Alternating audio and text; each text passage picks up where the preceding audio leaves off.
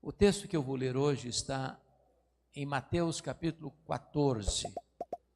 Abra sua Bíblia comigo nesta passagem. Mateus 14, versos 22 a 33.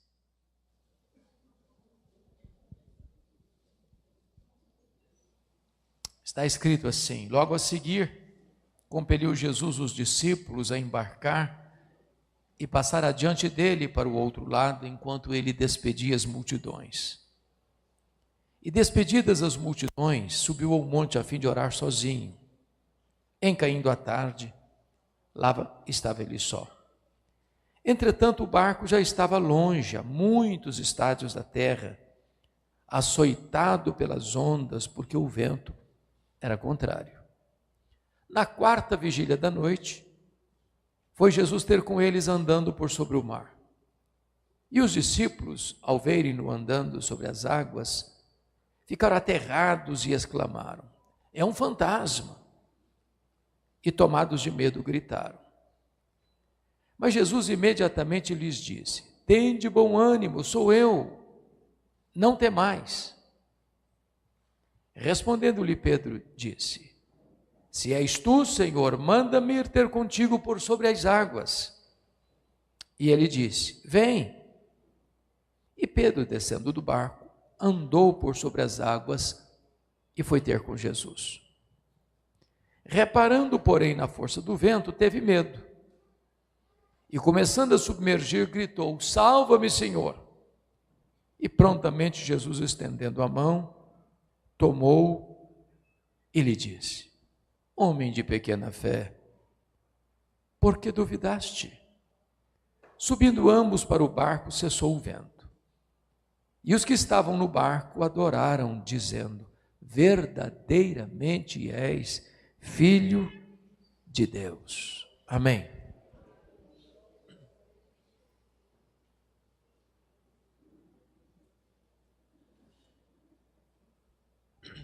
O contexto desta passagem é que Jesus estava vivendo um dos momentos mais tensos e difíceis do seu ministério. Primeiramente, eles receberam uma notícia triste, dolorosa, dramática. O precursor de Jesus, João Batista, aquele que foi considerado por Jesus o maior homem dentre os nascidos de mulher, acabava de ser degolado na masmorra de Maquerós, às margens do Mar Morto, a pedido de uma mulher adúltera, de um rei bêbado. E a cabeça de João Batista, ensanguentada, transportada num prato do Mar Morto à Galileia.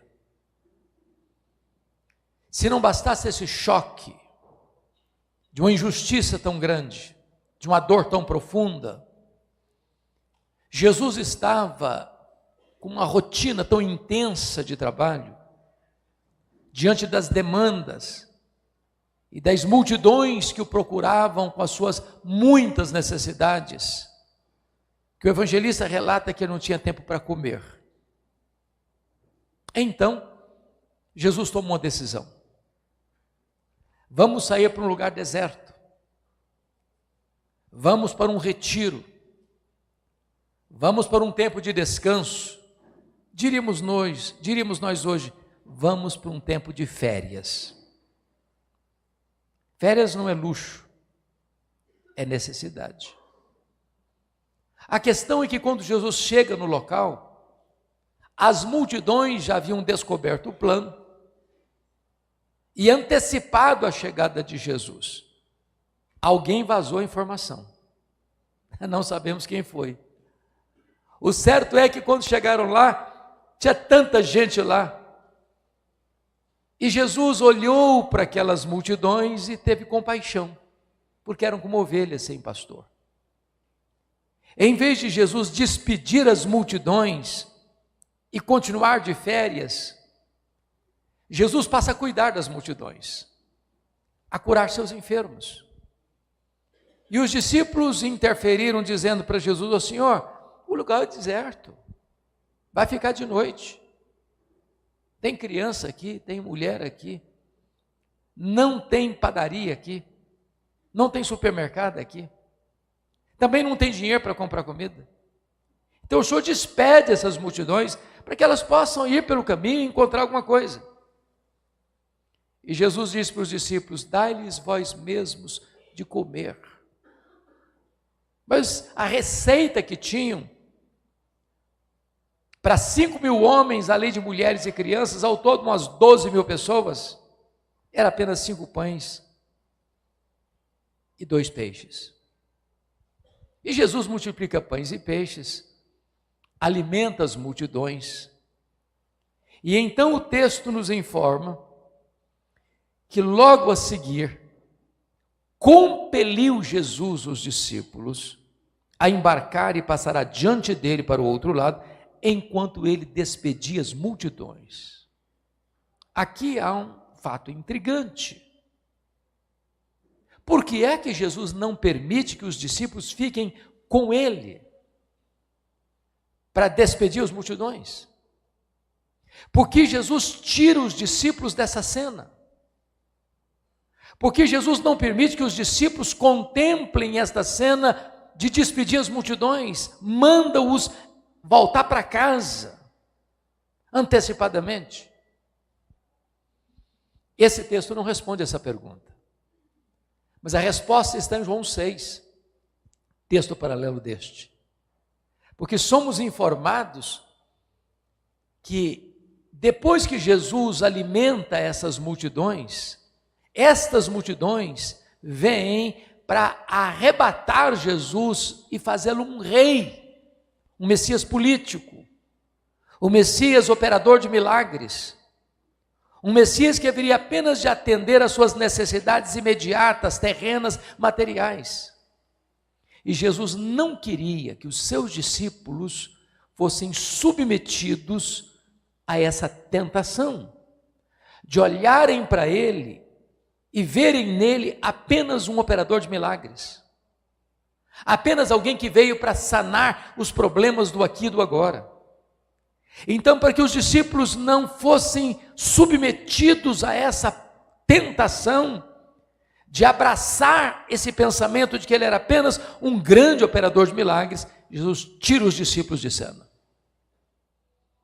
Na verdade, esse sentimento era um sentimento comum em Israel.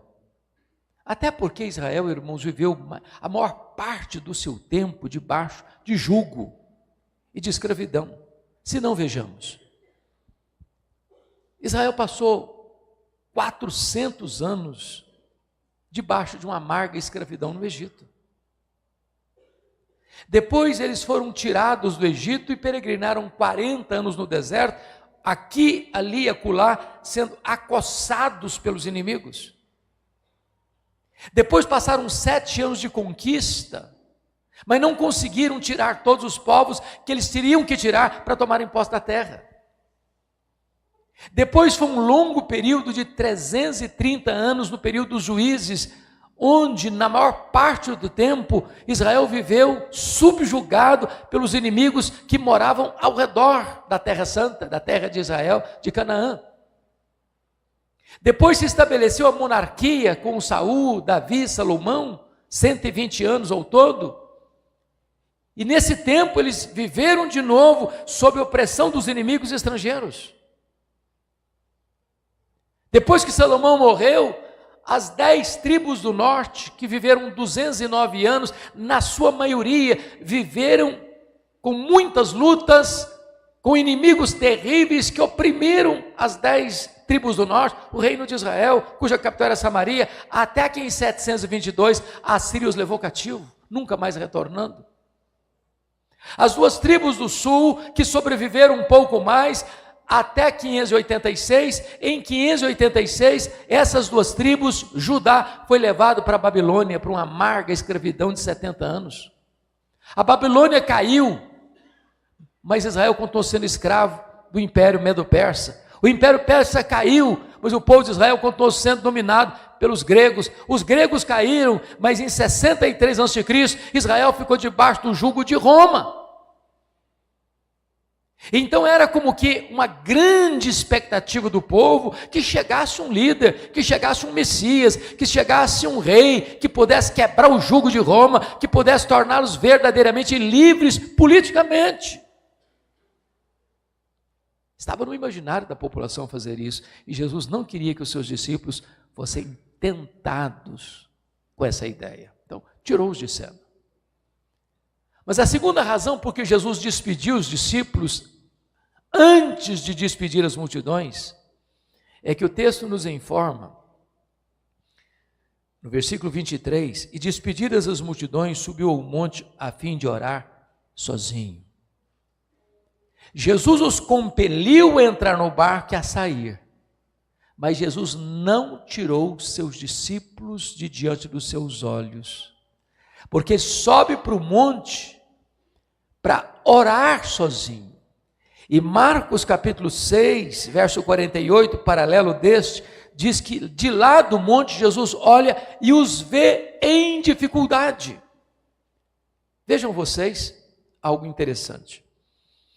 O mar da Galileia é um lago de águas doces, 21 quilômetros de comprimento por 14 de largura. Esse lago está a 220 metros abaixo do nível do mar Mediterrâneo, circulado por montanhas. Qualquer montanha às margens desse lago dá uma visão de todo o lago. Então Jesus sobe o monte para olhar para eles, para orar por eles, para vê-los em dificuldade e interceder em favor deles. Aplicação. Quando Jesus nos empurra para o miolo da tempestade, Ele não tira você diante dos seus olhos, porque agora Ele não está num monte, agora Ele está à direita da majestade, como seu grande sumo sacerdote, olhando o que você está vivendo, enxergando a tempestade que está assolando a sua vida, e Ele está intercedendo por você. Então, permita agora as lições do texto. A primeira lição do texto é que as tempestades da vida chegam. Curiosamente, algumas delas é o próprio Jesus que nos empurra para elas. Porque notem, o texto não diz que Jesus sugeriu para eles passarem para o outro lado. O texto não diz que Jesus pediu que eles passassem para o outro lado. O texto não diz que Jesus aconselhou que eles fossem para o outro lado. A palavra aqui é muito forte. Compeliu Jesus os discípulos. Isso significa obrigou, deu uma ordem absoluta, imperativa. Vocês precisam ir para o outro lado. Agora, qual é a nossa imaginação imediata? Quando Jesus me manda fazer algo e eu prontamente obedeço, o que é que eu espero? Vai dar tudo certo. Não vai ter tempestade. Não vai ter crise. Vai ser um voo de céu de brigadeiro. Não vai ter turbulência.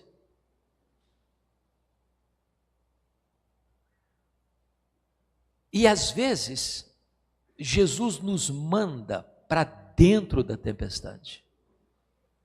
Por uma razão muito simples, há dois tipos de tempestades. A primeira tempestade é aquela tempestade que nós poderíamos chamar de tempestade de correção. É a tempestade que Deus mandou atrás do Jonas, para trazê-lo de volta para o caminho da obediência. É aquela tempestade que Deus diz: meu filho, eu não vou permitir que você continue se afastando de mim. Então vou mandar atrás de você uma tempestade, não para destruir você, para trazer você de volta. Então preste atenção nisso. Crente desviado é o endereço certo de tempestade. Se você está longe de Deus, Deus vai mandar a tempestade atrás de você. Não para destruir você, para trazer você de volta. A segunda tempestade, meus amados irmãos, é a tempestade de amadurecimento. Deus manda a tempestade, por quê? Porque a tempestade é pedagógica. As tempestades da vida são assim, elas são inevitáveis, elas são imprevisíveis, elas são inadministráveis, mas elas são pedagógicas. Sabe por quê? As grandes lições da vida, nós não as aprendemos em dias de bonança. As grandes lições da vida, nós as aprendemos no miolo da tempestade. É por isso que a Bíblia chega a dizer que há mais reflexão na casa do luto que na casa de festa. A Bíblia chega a dizer que Deus faz o seu caminho na tormenta. Às vezes a tempestade é a estrada de acesso de Deus ao nosso coração. Porque quando essa tempestade passa, quando Jesus resolve esse problema, os discípulos no verso 33 começam a adorar a Jesus e serem levados a um nível mais profundo de conhecimento de Jesus, a ponto de dizerem verdadeiramente és Filho de Deus. Agora veja.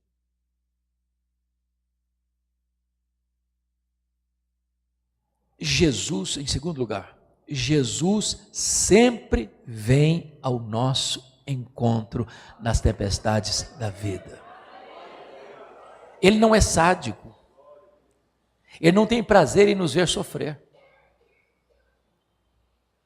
A Bíblia diz que nós podemos nos gloriar, não apenas na esperança da glória de Deus, mas podemos nos gloriar nas próprias tribulações. Sabendo que a tribulação produz perseverança, e a perseverança produz experiência, e a experiência produz esperança, e a esperança não confunde, porque o amor de Deus é derramado em nosso coração.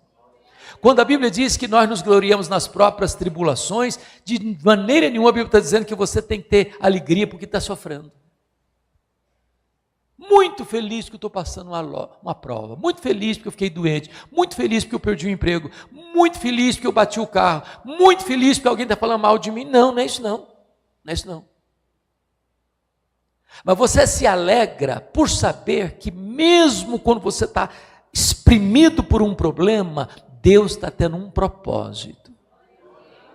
E o propósito não é destruir você, o propósito é tonificar as musculaturas da sua alma, o propósito é fortalecer a sua fé, o propósito é abrir o campo da sua visão, para você ter uma compreensão mais clara de quem é Jesus. A tempestade, meus irmãos, tem o poder de amolecer a nossa nuca. O nosso problema às vezes é cerviz endurecida, e às vezes é a tempestade que nos curva. Então preste atenção nisso. Você está passando por uma luta, Jesus vem ao seu encontro. Ele nunca desamparou os seus. Você está na tempestade, mas Jesus está à destra de Deus intercedendo em seu favor. Agora notem mais. As tempestades da vida agravam-se e muito quando parece que Jesus está atrasado.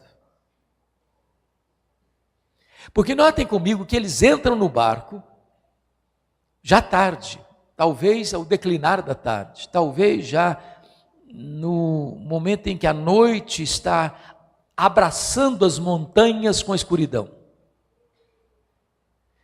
O trajeto não é de norte a sul do lago. Eles estão na região norte do lago, onde o Jordão entra no lago. É um trajeto no máximo de 1 hora. E quando eles começam a navegar, o vento é contrário. O barco começa a rodopiar. Eles não têm mais o controle do barco. O barco não obedece mais o comando. Eles estão rodopiando no epicentro da crise, no miolo da tempestade. E já são Mais de 3 horas da madrugada, eles não saem do lugar. E você diz, mas 9 horas, vocês saíram às 6, 3 horas da manhã, é pouca coisa 9 horas. Depende da circunstância. Por exemplo, você já foi no dentista com uma dor muito forte e aquele motorzinho zumbindo no seu ouvido? 1 minuto parece uma eternidade. Agora, embora o texto seja silencioso, embora o texto não faça afirmações sobre os sentimentos deles, sobre o que aconteceu nessas 6 horas, ou 9 horas, melhor dizendo, eu fico imaginando que eles devem ter perguntado, meu Deus, por que Jesus nos mandou para cá? Por que nos compeliu? Por que não veio conosco? Saímos de férias e voltamos sozinhos. As férias foram frustradas, nem paz para voltar para casa nós temos. Por que ele não acalma essa tempestade? Por que ele não resolve o nosso problema? Por que está demorando tanto? Você já passou por isso? A doença chega na sua família e você ora, e você jejua, e você faz campanha de oração. E todo exame que faz, o problema agrava mais um pouquinho. Você já passou por isso? Na sua família? Alguém por quem você está orando e parece que o coração da pessoa fica mais duro ainda, quanto mais você ora?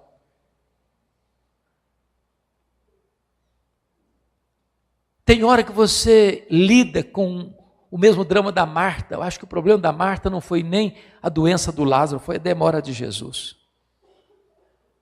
A demora de Deus parece que machuca mais você do que a própria tempestade. O silêncio de Jesus às vezes grita mais alto nos ouvidos da nossa alma que o ruído mais barulhento das circunstâncias mais adversas. Mas me permita dizer isso a você, Jesus nunca chegou atrasado. Quando ele parece atrasado, é porque tem um propósito, é porque tem um plano, e ele está preparando algo maior e melhor para a sua vida. Ele está levando você a um nível mais profundo de experiência com Ele. Ele está colocando você numa situação onde você vai ter seus olhos abertos para uma mais plena compreensão da sua grandeza e da sua majestade, a ponto de você poder dizer, verdadeiramente és o Filho de Deus. Outra lição que eu aprendo aqui, irmãos, Jesus sempre vem, ainda que na 4ª vigília da noite. Vocês muito bem sabem que os judeus dividiam a noite em 4 vigílias. Das 6 da tarde às 9 da noite era a primeira vigília. Das 9 da noite à meia-noite era a segunda vigília.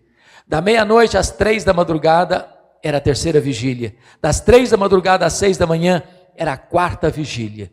Jesus só veio na 4ª vigília da noite. E a pergunta é, por quê? Às vezes Jesus permite você chegar no último furo da correia. Às vezes Jesus permite você a ser só socorrido na última volta do ponteiro.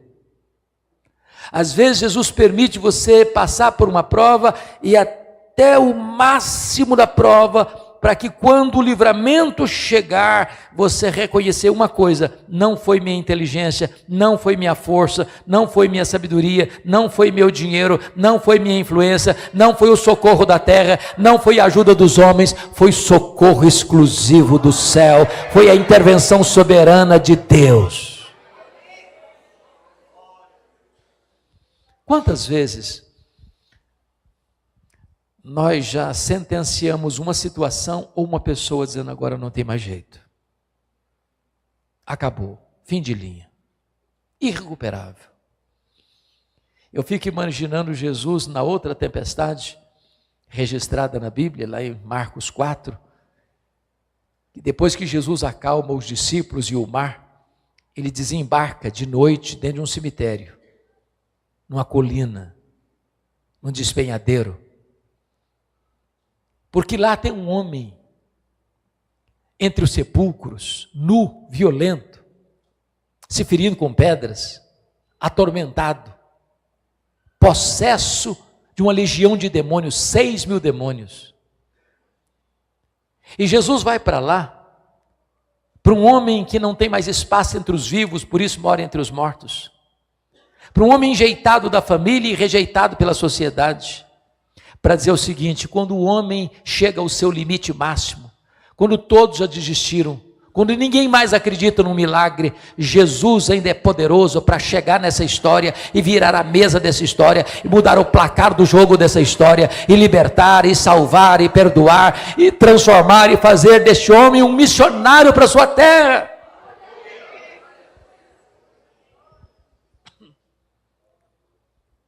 Sexta-feira passada, pastor Rubem, eu estava pregando em Feira de Santana, lá na Bahia, no encontro de famílias.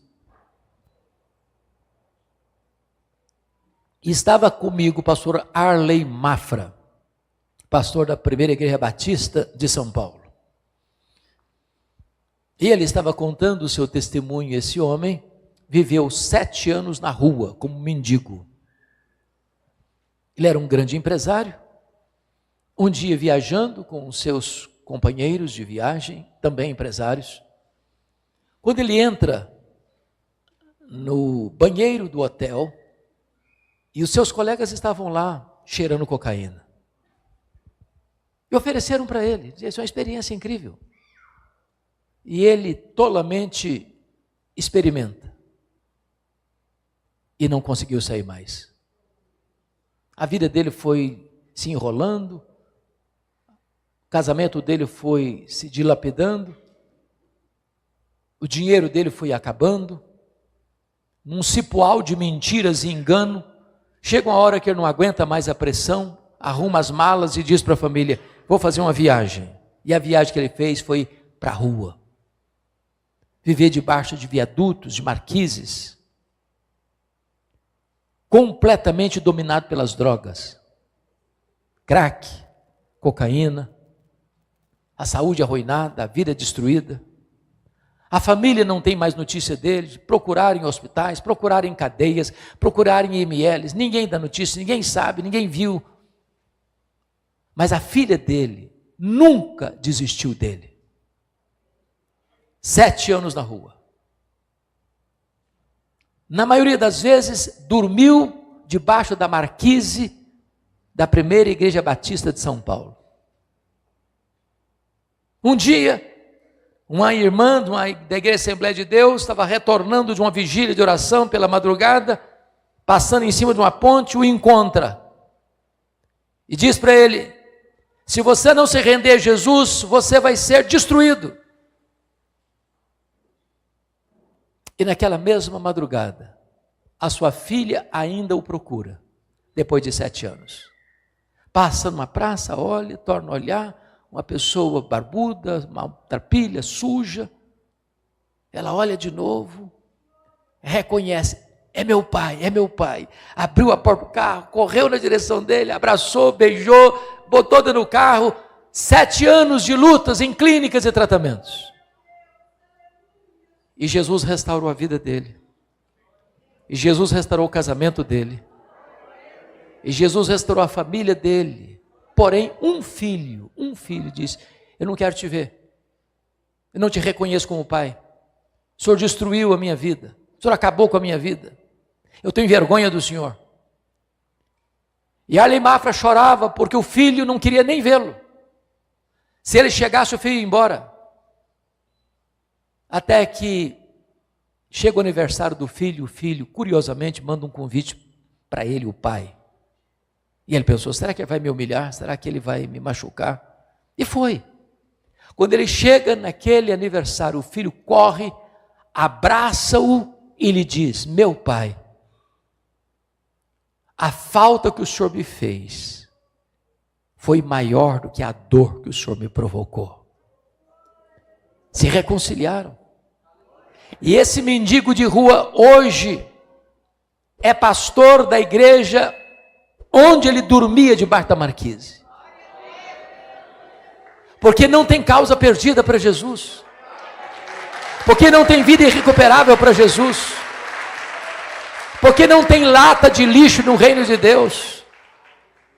Pode ser a 4ª vigília da noite, todo mundo pensa, acabou, não tem mais saída, não tem mais solução, a morte chegou, o naufrágio chegou, agora não tem mais solução. Pois é nessa hora que você acha que não tem mais saída, que Jesus é poderoso para chegar, para mudar o cenário, para transformar, para libertar, para salvar, para fazer coisas novas para a glória do seu nome. Agora notem ainda, quando Jesus vem, ele vem de uma maneira muito inusitada, porque o texto diz que ele veio andando sobre as águas, depois das 3 horas da madrugada. Por que ele não veio num barco? Por que ele não veio de maneira convencional? Não há registros na história, até então, de alguém andando sobre as águas. Por que ele veio dessa forma? Para mostrar algo tão importante. Aquilo que era maior do que os discípulos, aquilo que ameaçava os discípulos, aquilo que conspirava contra os discípulos, aquilo que intimidava os discípulos, Jesus está dizendo, está literalmente debaixo dos meus pés. Eu estou andando sobre os seus problemas. As ondas são fortes, o vento é contrário, o mar está revolto, você não sabe lidar com isso, você não tem poder para lidar com isso, mas o que é maior do que você está literalmente debaixo dos meus pés. Entenda isso, querido. Às vezes é uma doença, às vezes é um filho, às vezes é um casamento, às vezes é um problema financeiro, às vezes é um pecado, às vezes é um vício, às vezes é uma situação que você já lutou tanto, não consegue resolver, pois Jesus está com o seu problema debaixo dos seus pés.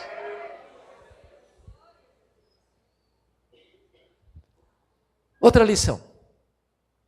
Jesus vem para dissipar da nossa mente as perturbações, a confusão, a falsa noção da realidade. Porque vejam vocês, devia ser uma noite muito escura. De repente um relâmpago risca os céus, abre um facho de luz na escuridão. E os discípulos apavorados olham e veem alguém caminhando sobre o mar e gritam, é um fantasma. Precisamos entender isso porque eu estou falando da região da Galileia, norte de Israel. A Bíblia chama essa região de Galileia dos gentios.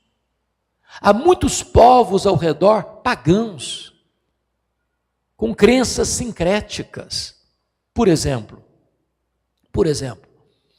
quando Jesus estava lá em Cesareia de Filipe, lá no norte de Israel, lá no sopé do Monte Hermon, lá em Bânias, onde nasce o Rio Jordão, ele faz uma enquete com os discípulos assim: quem dizem os homens ser o Filho do Homem? O que responderam? Senhor, uns dizem que tu és João Batista, outros dizem que tu és Elias, outros dizem que tu és Jeremias, outros dizem que tu és alguns dos profetas. Como assim? Dessas pessoas mencionadas, o Elias tinha sido trasladado para o céu, sem passar pela morte. Mas o João Batista estava morto. O Jeremias estava morto. Qual era a crença que reinava naquela região? Era a crença da metempsicose, da transmigração das almas, da reencarnação. Era um entendimento místico. Então, quando eles olham e veem alguém andando sobre as águas, é um fantasma. E quando a teologia está errada, a solução vira problema. Não é um fantasma, é Jesus, é o socorro que chegou, é o Filho de Deus que apareceu, é a solução do problema que acabou de chegar na sua vida, mas a pessoa, por um mau entendimento, por uma falsa teologia, olha a solução como mais um problema, e em vez deles acalmarem o coração, isso atribulou-os ainda mais. É por isso que Jesus disse: conhecereis a verdade, e a verdade vos libertará. A falsa teologia produz desespero, produz tormento, mas a verdade de Deus traz segurança, traz paz, traz libertação. Outra lição do texto. Jesus sempre vem. E Ele vem para acalmar o nosso coração.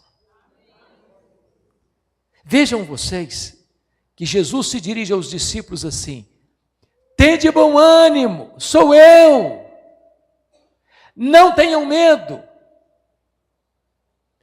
Mas a tempestade está convulsiva, o vento está contrário, as ondas estão sovando o barco, o mar está revolto. E Jesus não se dirige ao mar, Jesus não se dirige ao vento, Jesus não acalma a tempestade. Jesus olha para os discípulos e enxergam uma outra tempestade, maior do que a tempestade que está assolando o mar. A tempestade estava dentro do coração deles.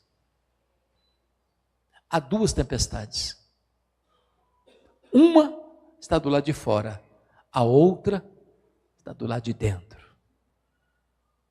Uma tem a ver com a circunstância, a outra tem a ver com o sentimento. Tem hora que o nosso maior problema não é o que está fora, é o que está dentro. Tem hora que a maior tempestade não é o mar revolto, não é a circunstância da vida, é a turbulência que está na nossa própria alma. Na primeira tempestade, Jesus acalmou primeiro o mar, o vento, para depois acalmar os discípulos. Aqui, primeiro ele acalma os discípulos, para depois acalmar o vento e o mar. Jesus está aqui nessa noite. E Ele conhece a tempestade de fora e Ele conhece a tempestade de dentro. Jesus está aqui nesta noite e Ele pode acalmar a tempestade de fora e Ele pode acalmar a tempestade de dentro. Jesus está aqui nesta noite para trazer paz para a sua alma, bonança para a sua vida, restauração para a sua vida, para que você o conheça mais profundamente. Mas tem uma outra lição no texto. Jesus vem para dizer para você e para mim nessa noite que o único antídoto para curar o nosso medo é a consciência de que Jesus, o Todo-Poderoso Deus, acabou de chegar na nossa história. Tende bom ânimo, sou eu, não tenham medo. Meus irmãos, nenhuma outra fonte pode tirar o medo do nosso coração. Nem os nossos músculos tonificados, nem o dinheiro, nem a posição social, nem amigos influentes, nem mesmo a religião. Só Jesus pode trazer paz para a nossa alma. Só Jesus pode afastar o medo do nosso coração. Tem muitos medos que nos assustam. E Jesus está dizendo para você nesta noite, pode acalmar o seu coração. Pode aquietar a sua alma. Eu acabei de chegar. E onde Jesus chega não tem mais espaço para o medo. Onde Jesus chega não tem mais espaço para a tempestade dominar. Onde Jesus Cristo chega, chega a saída, a solução, a resposta para a sua vida. Mas ainda uma outra lição no texto. Jesus Cristo vem para levantar os que estão afundando na vida. Eu gosto de Pedro. Tem muita gente que critica o Pedro, porque o Pedro é aquele camarada atirado mesmo. Ele fazia para depois pensar. Por isso errava. Quem nunca faz nada não erra, mas também não acerta nunca. Você quer um lugar que não tem tensão nenhuma? É o cemitério. Ninguém briga, ninguém tem ciúme do outro. Mas também não tem vida. Antes da gente criticar o Pedro, é bom lembrar que só ele teve essa postura de fé. Se és tu, Senhor, manda-me ir ter contigo por sobre as águas. O cara tem confiança em Jesus. E Jesus vem, Pedro, e ele pula do barco da tempestade e começa a andar em terra firme. O mar é terra firme debaixo dos seus pés. E eu imagino a experiência incrível. Olhando firmemente para Jesus. Até que, diz a Bíblia, reparando, porém, na força do vento, teve medo. E começando a submergir. Eu quero dizer para você que o Pedro está aqui hoje.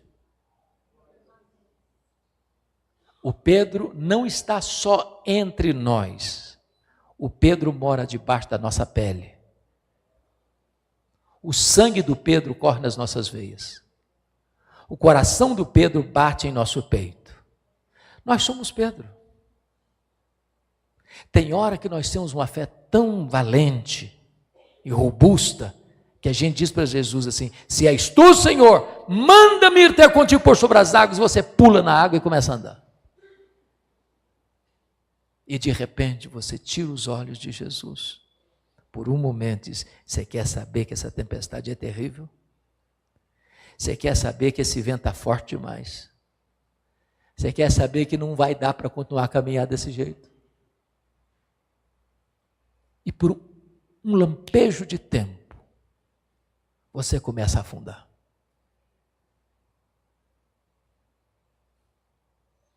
Às vezes a gente afunda.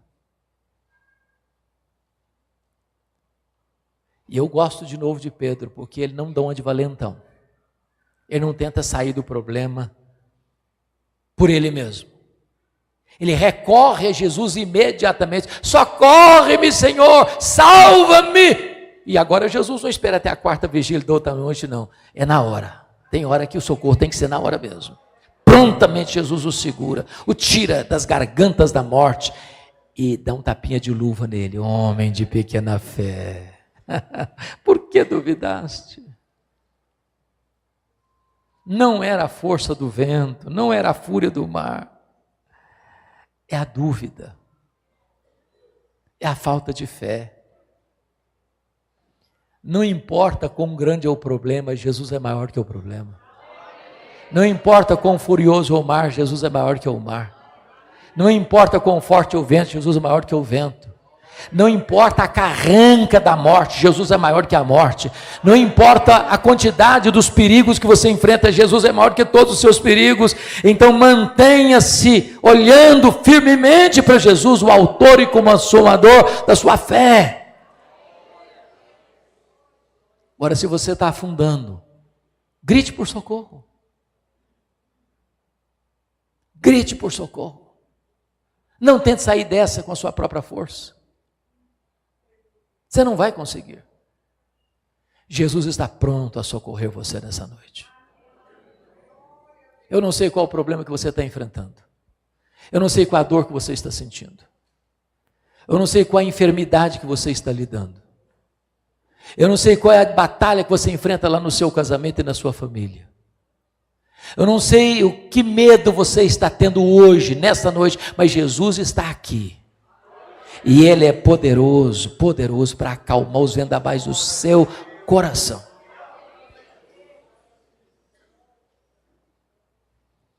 Diz o texto que tem mais uma lição ainda. Porque subindo ambos para o barco, cessou o vento.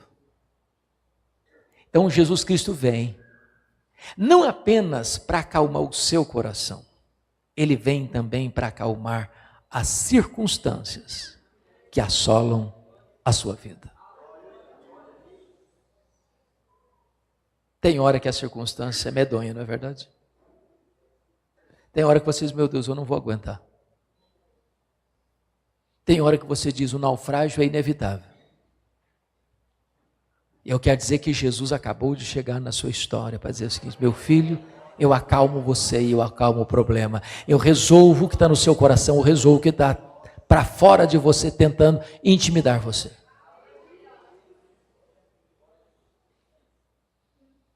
Mas finalmente, Jesus vem para nos levar em segurança ao porto desejado. João 6, 21 nos informa isso, e só João que dá essa informação. Que subindo ambos para o barco cessou o vento, e eles chegaram salvos e seguros, onde deveriam chegar. Sabe o que a Bíblia diz? Lá no Salmo 84. Vamos indo de força em força. E cada um comparece diante de Deus em Sião. Sabe o que a Bíblia diz no Salmo 73? Ele quem segura você com a sua mão direita, guia você com o seu conselho eterno e recebe você na glória. Sabe o que diz Apocalipse capítulo 9? Os gafanhotos, os demônios que atormentam os homens, não têm autoridade de atormentar a sua vida. Você está guardado e seguro nas mãos de Jesus. Sabe o que diz Apocalipse 13? O anticristo vai ser adorado por todas as nações, povos e línguas do mundo inteiro, exceto por aqueles cujos nomes estão escritos no livro da vida do Cordeiro.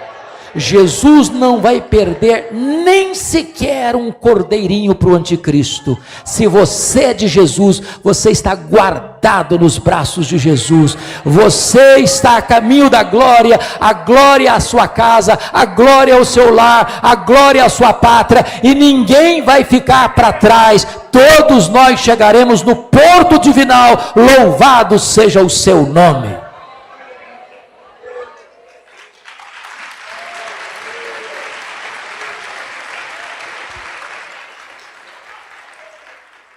Mas eu quero concluir com o verso 33, fazendo uma pergunta. Se Deus não nos ama, e Ele nos ama, por que sofremos?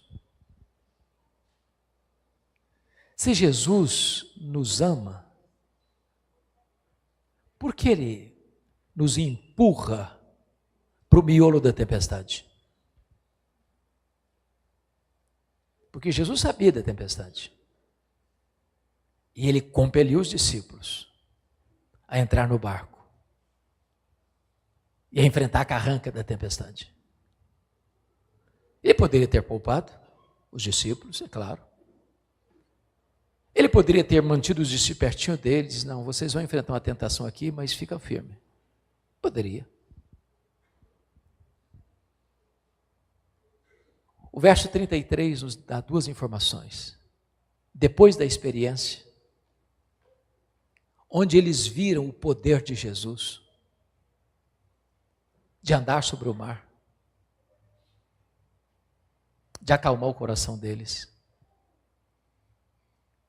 de levantar o caído, de acalmar as circunstâncias. Eles entenderam uma coisa: esse Jesus merece ser adorado. Esse Jesus precisa ser adorado. Não é uma questão apenas intelectual, é uma questão de rendição. E agora eles são levados a um nível mais alto ou mais profundo da compreensão de quem é Jesus. Na prática, verdadeiramente és filho de Deus. Eles já sabiam disso, eles já conheciam Jesus. Mas essa palavra é tão forte: verdadeiramente és filho de Deus. A minha oração nesta noite é que você e eu saiamos daqui hoje exclamando com todas as forças da nossa alma e dizendo: verdadeiramente Jesus é o Filho de Deus. Com a permissão do pastor Rubem, eu gostaria de orar com vocês. Deixe-me fazer uma pergunta. Tem alguém aqui hoje passando alguma tempestade na vida? Ou só eu que estou passando? Tem alguém aqui hoje passando tempestade? Tem? Você não está sozinho, não. Outros irmãos igual a você, mundo afora, estão passando também pelas mesmas tempestades, diz a Bíblia. E eu queria orar com vocês. E se você quer hoje colocar a sua vida, sua casa, sua família nas mãos desse Jesus, para Ele vir acalmar o seu coração e acalmar as circunstâncias da sua vida, levante-se do seu lugar, vem aqui à frente, vem orar comigo em nome de Jesus.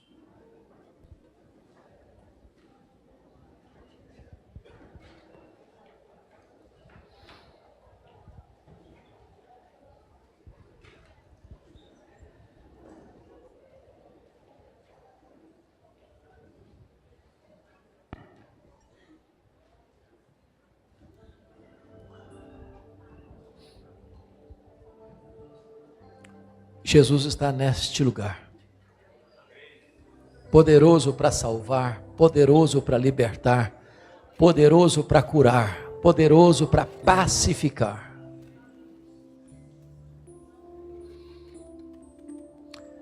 Bendito é o teu nome, Senhor.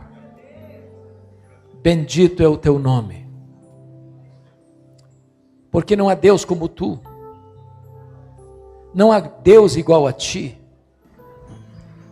Só tu és Deus. De eternidade a eternidade. Bendito é o teu nome, porque não há situação da nossa vida que te apanhe de surpresa. Bendito é o teu nome, porque nós não vivemos de acaso, nós não vivemos de sorte, nós não vivemos submetidos a azar, nós não vivemos debaixo de determinismo cego, nós não vivemos debaixo de coincidência, nós vivemos debaixo do teu propósito eterno, soberano, que não pode ser frustrado. Bendito é o teu nome, porque quando tu nos envias para uma situação de prova, tu oras por nós, tu intercedes por nós, e tu vens ao nosso encontro, tu vens em nosso socorro, tu vens para acalmar o nosso coração, tu vens para acalmar as tempestades da nossa vida, e nesta noite nós oramos para que tu acalmes o coração do teu povo, que tu acalmes as tempestades do teu povo, e que o teu povo volte para casa hoje em paz. Se houver alguém enfermo, tu és poderoso para curar.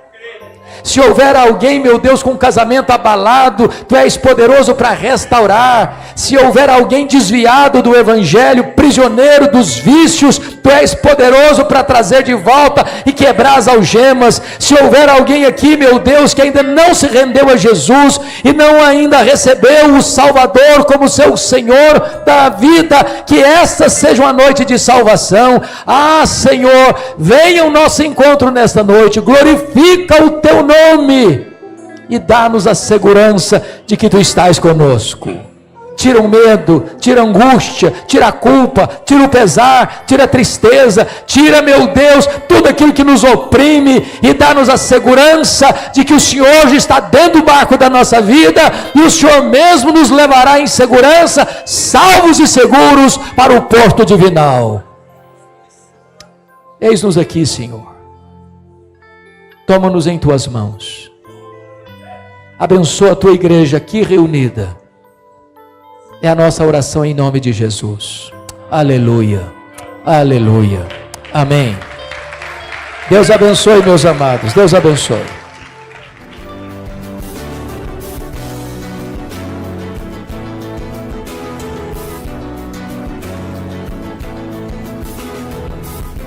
Palavra da Verdade, com Hernandes Dias Lopes.